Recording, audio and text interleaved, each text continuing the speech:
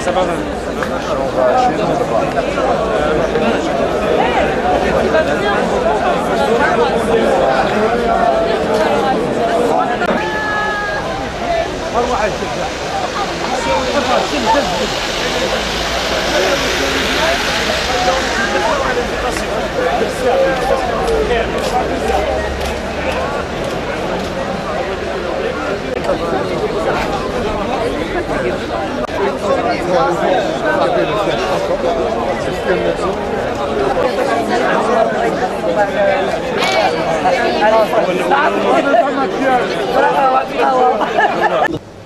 أولا أنا أعتز بهذه الوقفة لأنه بكراس الطالب تاعي وأنا رمباسيتو، معناها شيء جميل جدا.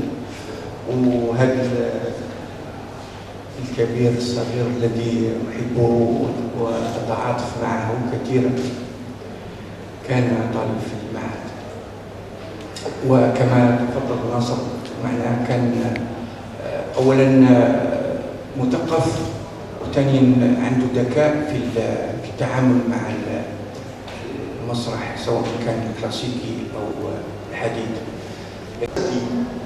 والدرامي والخطاب الذي شاهدناه في العرض اليوم.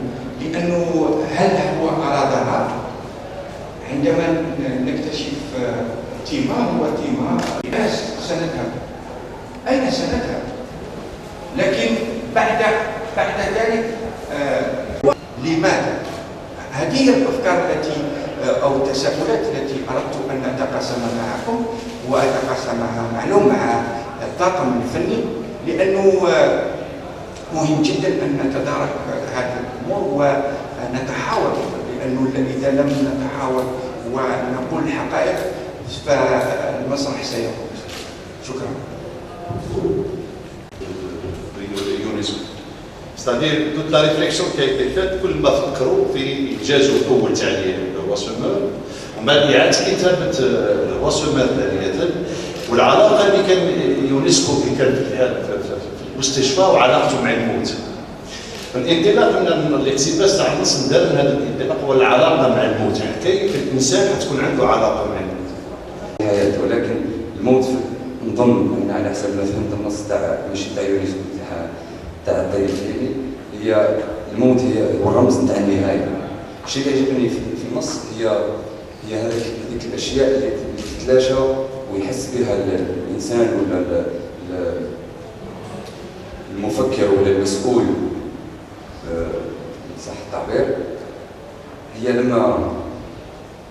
لما تنتهي الاشياء وتفكر بانك فقدت كل الاذواق وكل كل الرغبات. هذا الشيء اللي كنت انا مركز عليه اكثر يعني في تعاملي مع النص. الشيء الثاني، اذا كان يونسكو يرفض كل ما هو كلاسيكي، نظن انه ما كانش اشياء كلاسيكيه بزاف في العرض، ممكن في السينوغرافيا ولكنها ليست كلاسيكيه الى هذا الحد. ندو صور جماليه تكون قريبه للنفسيه تاع الشخصيه، ممكن كانت جماليا بليتو، ممكن كانت دراميا ماهيش قويه، ولكن جماليا نظن انها كانت قويه، لانه نص كلمه، الفيرب فيه هو اللي كان عنده قوه كبيره.